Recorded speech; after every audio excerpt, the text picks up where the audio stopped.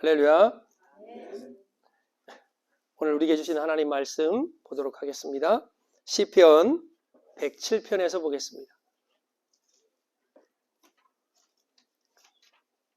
107편 1절로 9절까지의 말씀을 우리 한 절씩 교독하겠습니다.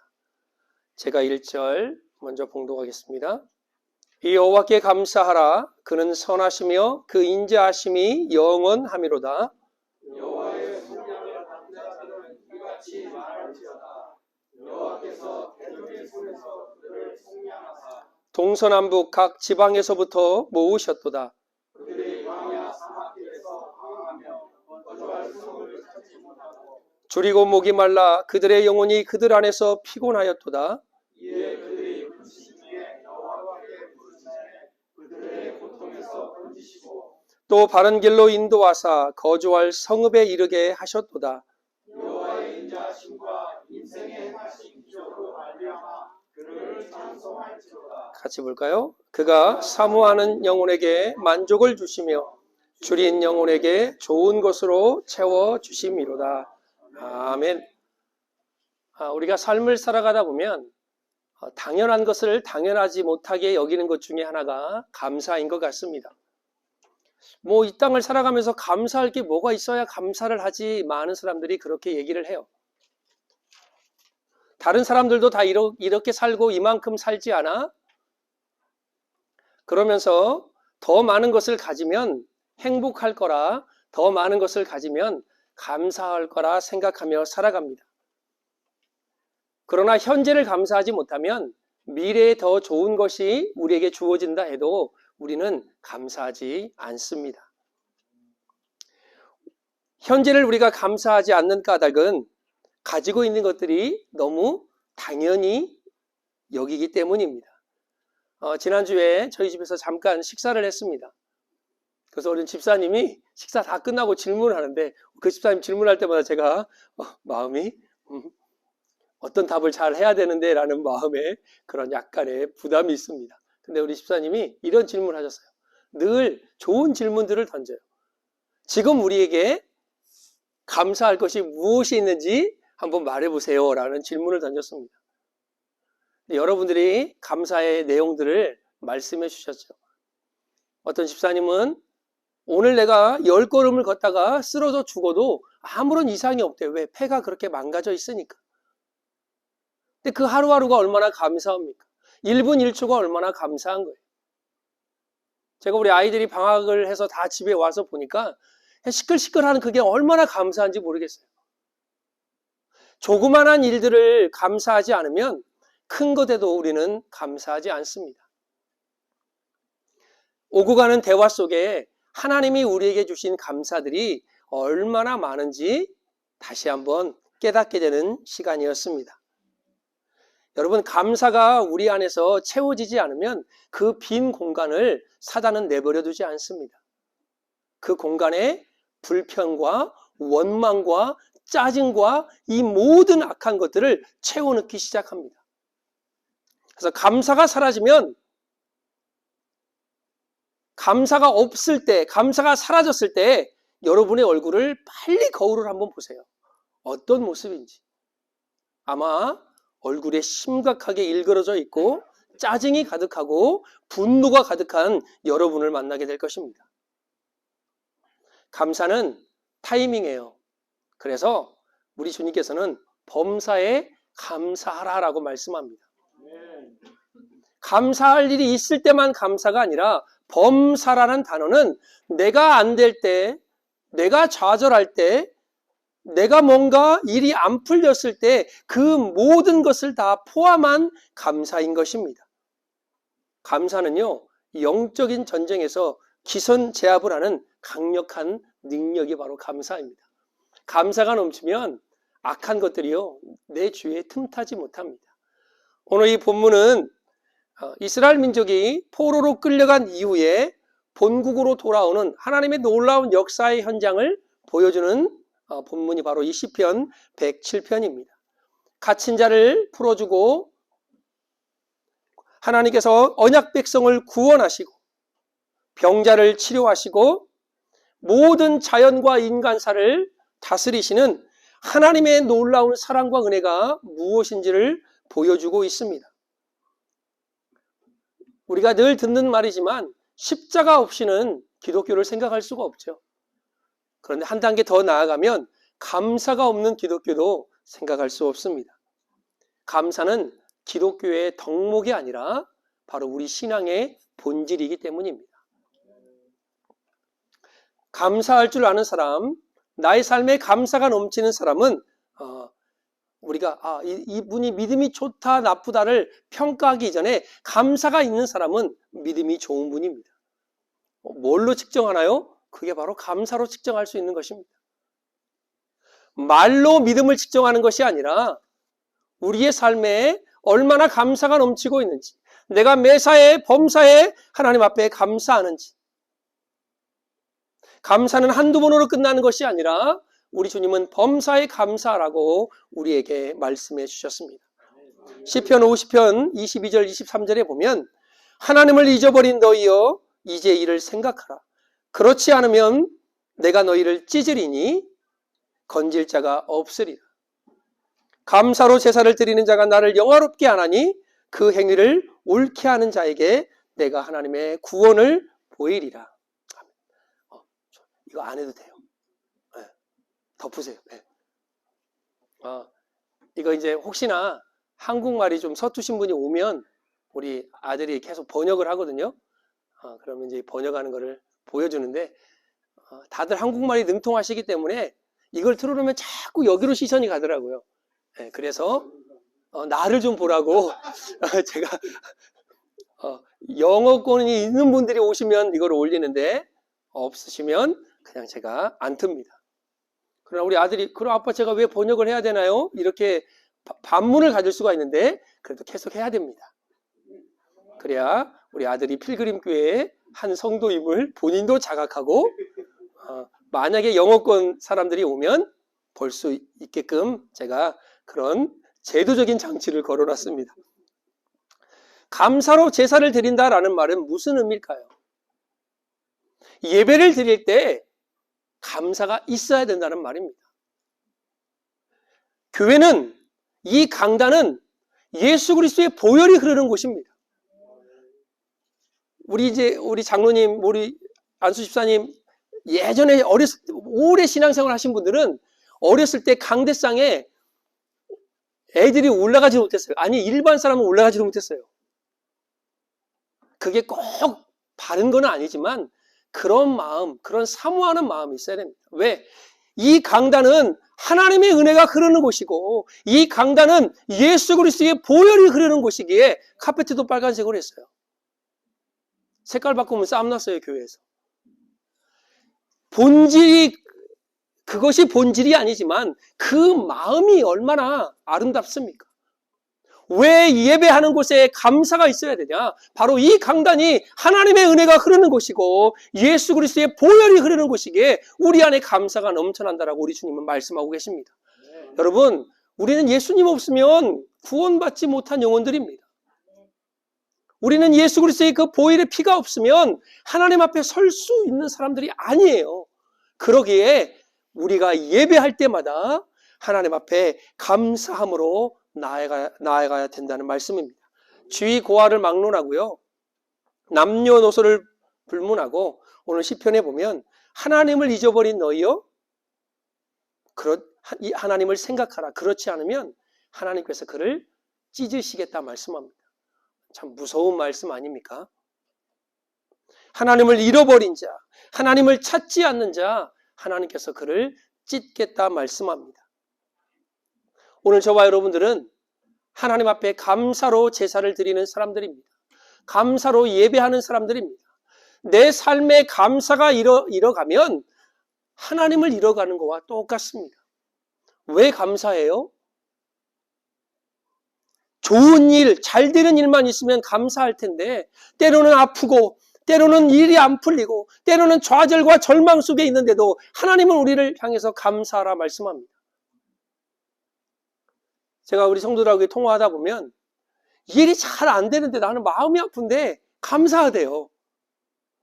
이 일을 통해서 하나님의 은혜를 깨닫게 되고 이 안됨을 통하여 나의 교만함을 발견하고 일이 잘 풀리지 않은 것을 통하여 더 하나님을 바라볼 수 있는 시간들이 많아졌기에 하나님 앞에 감사하다는 거예요.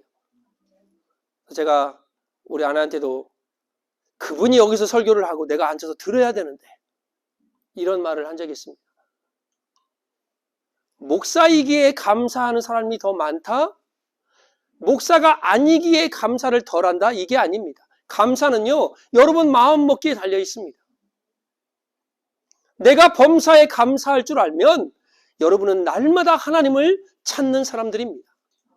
그러나 내가 범사에 감사치 않으면 하나님을 점점 잃어가고 있는 신앙인 것입니다. 그런데 우리 주님이 무섭게 말씀합니다. 여호와를 잊어버린 너희여, 너희가 나를 찾지 않으면 내가 너희를 찢겠다 말씀하고 계시는 것입니다. 감사를 잃어버린 이 시대에 감사를 회복하는 저와 여러분이 되어지기를 주의 이름으로 축복합니다. 오늘 107편 1편에 시편 기자는 위대한 선언으로 출발합니다. 1절 볼까요?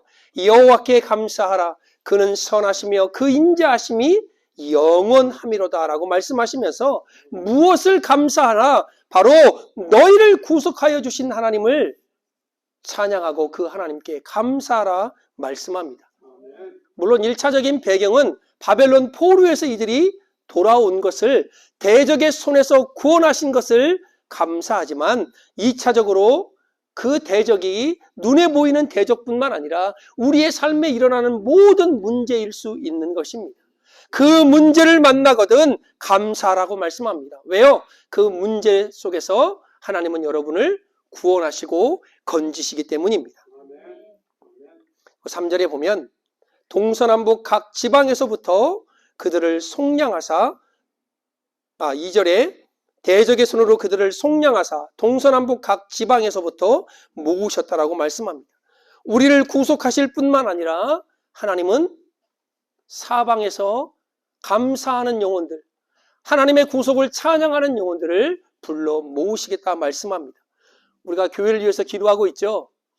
우리 안에 감사가 넘쳐나면, 하나님을 찬양함이 넘쳐나면 하나님은 자기의 백성들을 동서남북에서 부르실 것입니다. 그래서 여러분과 제가 1차적으로 가장 먼저 해야 될 것이 바로 하나님 앞에 감사하는 것입니다. 김진선 분이 지은 책 중에 하나님은 3등입니다 라는 책이 있어요. 그 책에 보면 이런 글이 있습니다. 1등은 하고 싶은 일, 2등은 해야 하는 일, 3등은 하나님을 만나는 일. 하고 싶은 일을 다 하고 해야 할 일을 다 마치고 그 후에 여유가 있으면 하나님을 만나줍니다. 하나님은 늘 3등입니다. 어려운 일이 생길 때도 하나님은 3등입니다. 내 힘으로 한번 해보고 그래도 안 되면 가까이 있는 사람에게 도움을 청하고 그나마도 안 될 때 하나님을 부릅니다. 하나님은 3등입니다. 거리에서도 3등입니다. 내게 가장 가까이 있는 것은 내 자신, 그 다음은 내 마음을 알아주는 사람, 그 다음은 저 멀리 계신 하나님이십니다. 하나님은 3등입니다. 그런데 하나님은 나에게 1등입니다. 하나님께 나는 1등입니다. 무슨 일이 있어도 내가 부르기만 하면 도와주십니다. 내가 괴로워할 때는 만사를 제쳐놓고 달려오십니다. 아무도 내 곁에 없다 생각이 들 때 홀로 내 곁에 오셔서 나를 위로해 주십니다. 나는 하나님께 언제나 1등입니다. 나도 하나님을 1등으로 생각했으면 좋겠습니다. 만사를 제쳐놓고 만나고 작은 고비 때마다 손을 내미는 나도 하나님을 1등으로 모셨으면 좋겠습니다. 내게 1등이신 하나님을 나도 1등으로 모시고 싶습니다. 여러분, 하나님이 여러분에게는 몇 등이십니까? 가끔 오늘 여기 글에도 보면 문제가 생기고 어려운 일이 생기면 내가 해보고 그래도 안 되면 남을 의지하다가 남도 나를 도와주지 못할 때가 오면 그때 하나님을 우리는 붙듭니다. 하고 싶은 일 다 해요. 해야 할 일 다 해요. 그러나 정작 하나님을 만나는 일은 그 다음입니다. 저와 여러분에게 하나님은 몇 등일까요? 그러나 하나님께 나는 언제나 1등입니다. 내가 무슨 일이 있으면 달려와 주시고, 어려운 일이 만나면 도와주시고, 아무도 없다고 생각할 그때에 하나님은 내 곁에 오셔서 나를 위로하시고 격려해 주십니다. 그 하나님을 저와 여러분들이 1등으로 모시는 그런 은혜가 있기를 주의 이름으로 축복합니다. 두 번째, 우리를 인도하신 하나님께 감사해야 됩니다. 오늘 7절에 보면 또 바른 길로 인도하사 거주할 성읍에 이르게 하셨다 말씀합니다. 하나님께서 우리의 가야 할 길을 잘 인도하셨다. 내가 가야 할 길을 우리 하나님께서 잘 안내해 주셨다 말씀하고 있습니다. 그런데 그 윗절에 보면 4절에 거할 성읍도 찾지 못하고 5절에 줄이고 목마름으로 그 영혼이 피곤할 때 6절에 근심 가운데 있을 때 하나님은 우리를 인도해 주셨다라고 말씀합니다. 가끔 하나님은 또한 이스라엘 민족의 역사를 보면 생명과 죽음의 길을 항상 우리에게 보여주십니다. 그리고 우리가 그 길을 생명이냐 사망이냐 그 길을 선택하게 하십니다. 하나님의 말씀을 순종하는 자는 생명의 길을 가게 되지만 그렇지 않은 자는 죽음의 길로 나아가게 됩니다. 이스라엘 역사를 보면 참 우리도 참 때로는 뻔뻔하고 말 안 듣는데 참 이스라엘이 성경을 읽다 보면 어떻게 이렇게 뻔뻔하고 말을 안 들을까? 여러분 눈앞에 구름기둥 불기둥 막 홍해가 갈라지고 만나와 메추라기가 떨어지고 여리고성이 무너지고 요단강이 갈라지는 어마어마한 역사를 보면 여러분들은 아마 우리는 아마 아멘 할렐루야 믿을 겁니다. 지금 기적들을 안 보여줘서 그렇지. 근데 그런 놀라운 기적을 보고도 이스라엘 민족들은요 하나님을 향해서 원망과 불평을 쏟아냈습니다. 근데 그들을 우리가 뭐라 걸 수 없는 게 그들의 습성이 바로 우리의 습성인 거예요. 조금만 은혜를 주면 할렐루야 주밖에 없습니다. 주님이 나의 모든 것, 나의 전부이십니다. 내 생명을 들여 주님을 헌신하겠습니다. 그런데요, 문제만 요만큼만 있어봐요. 언제 그랬냐는 듯이 하나님을 원망하고 목사님이 기도 안 해서 이렇다고 막 따지기도 하고 때로는 목회하다 보면 그런 분들 많이 만나요. 제가 무슨 신이라도 된 것처럼 조금만 문제가 있으면 하나님을 원망하고 하나님께 불평합니다. 하나님은 우리의 얽매인 줄을 끊으시고 광야와 사막에서 방황하는 우리를 건져주셨습니다. 지금도 줄이고 목말라 하는 영혼들을 만족해 하시는 분이 우리 하나님이십니다. 여러분 에베네셀이라는 뜻은 도움의 돌이라는 뜻입니다. 하나님께서 여기까지 도우셨다라는 뜻이죠. 사무엘상 7장에 보면 이스라엘 민족을 사무엘이 다스릴 때 이스라엘 민족을 미스바로 모이게 합니다. 그리고 거기서 하나님의 말씀을 선포하고 이스라엘 민족을 금식하며 회개하며 기도하게 합니다. 얼마나 뜨겁게 기도의 운동이 일어났는지 울며 자복하며 회개하는데 블레셋 군대가 이스라엘 민족이 미스바에 모였다는 이야기를 듣고 그들을 치러 올라옵니다. 하나님이 그 사람들을 그냥 놔두겠습니까? 블레셋 군대에게 우레를 발하여서 그 블레셋 군대를 패하게 만드십니다. 그때 돌을 취하여 만든 에베네셀이 그 뜻인 것입니다. 왜 이 돌을 만들었을까요?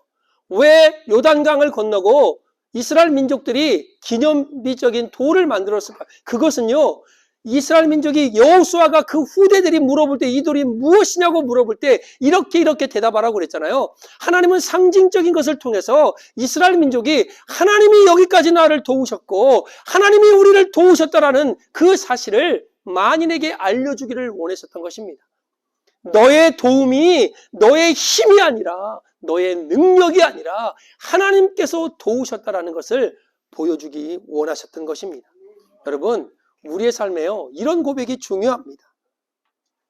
내 힘이 아닌 하나님의 힘으로 우리는 여기까지 왔습니다. 때로는 우리가 살다 보면 예상 밖의 승리를 거둘 때가 있죠. 내가 생각하는 것보다 일이 잘 풀릴 때가 있어요. 막 승승장구해요.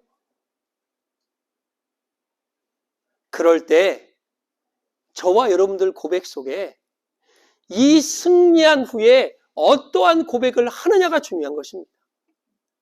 하나님이 나를 도우셨기에, 하나님이 나를 여기까지 인도하셨기에 내가 지금 이런 승리를 거둘 수 있습니다라는 고백을 하나님이 원하시는 것입니다. 내가 산을 향하여 눈을 들리라. 나의 도움이 어디서 올고 나의 도움이 천지를 지으신 여호와에게서로다. 이스라엘 민족뿐만 아니라 오늘 살아가는 우리에게 하나님이 우리를 인도하셨습니다.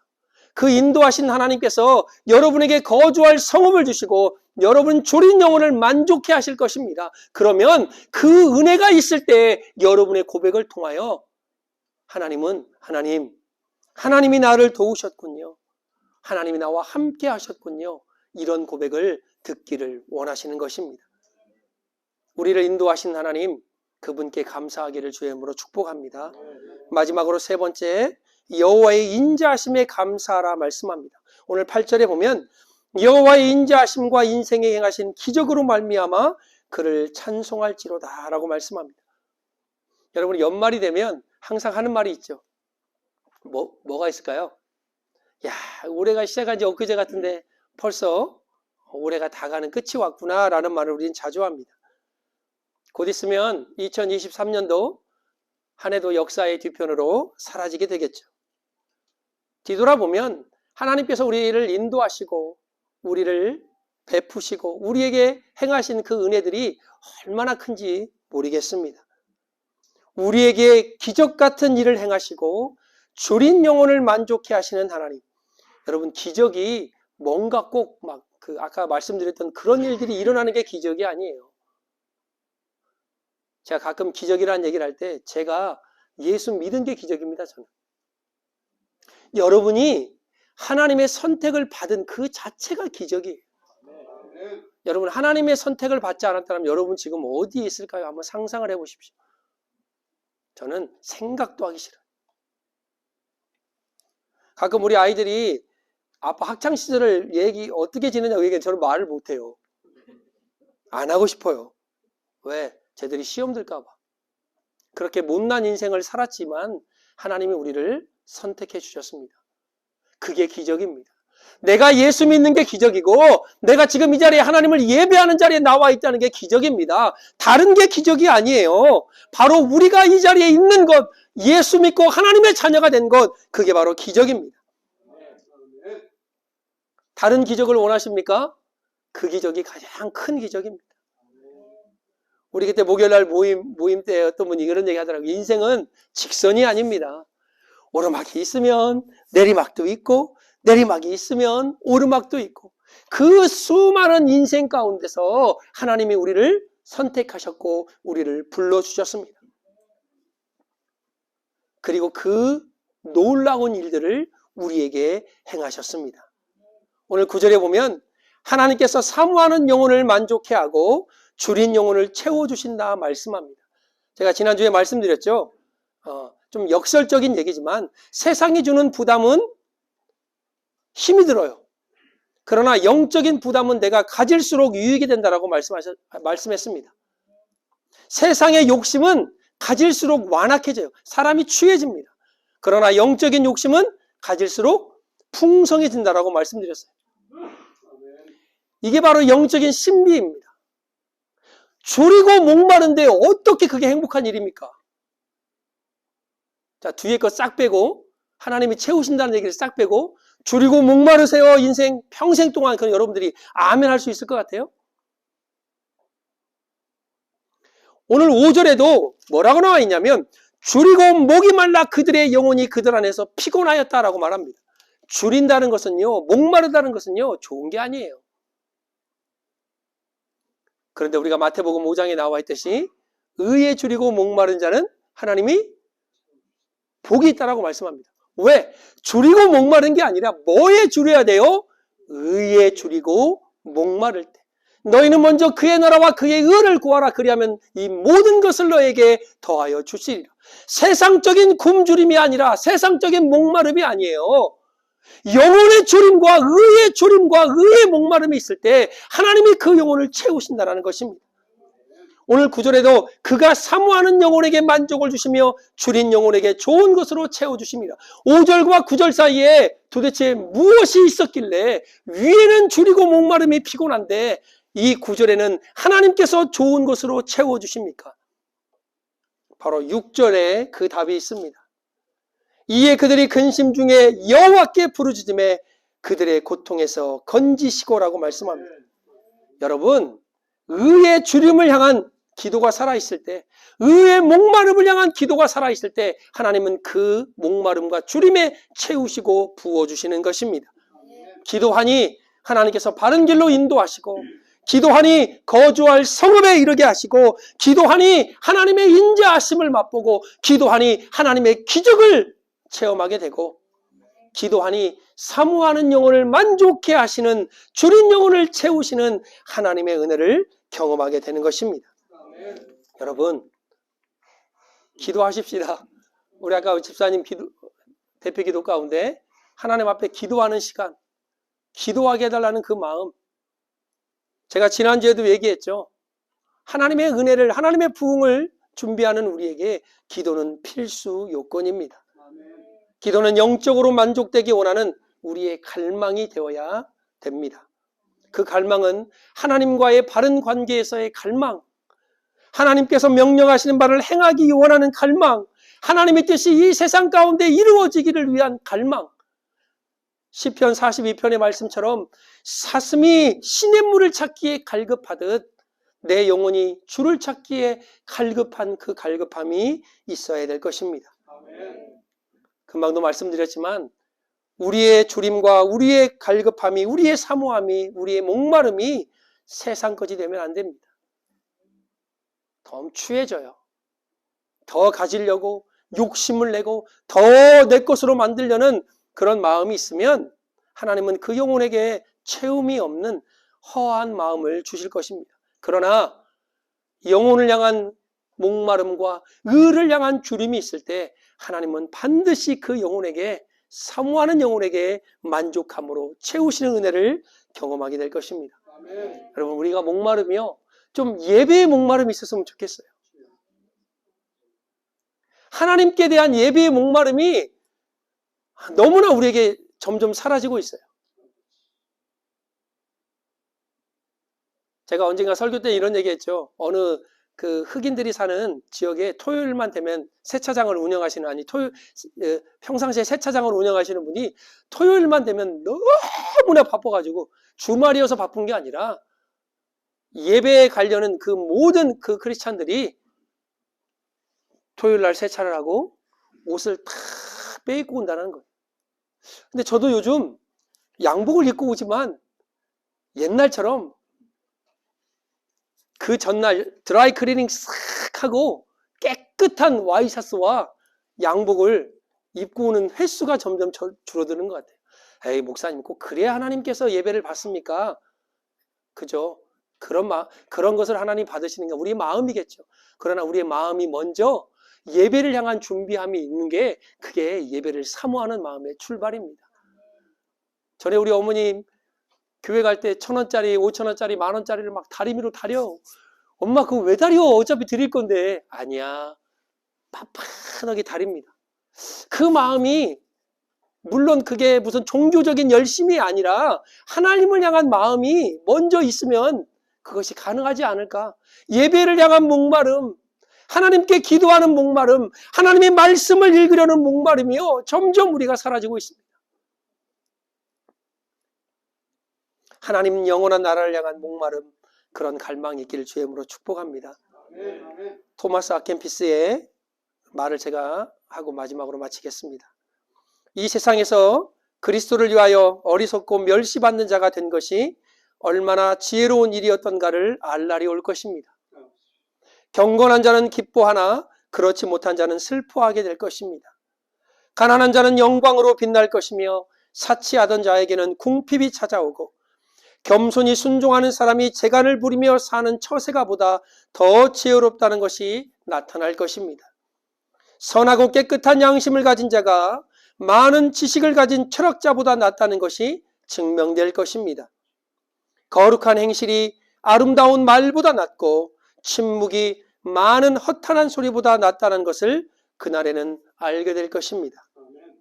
감사할 줄 모르는 자들을 벌하는 법을 따로 세우지 않는 까닭은 감사할 줄 모르는 자들은 하나님께서 벌하시기 때문입니다.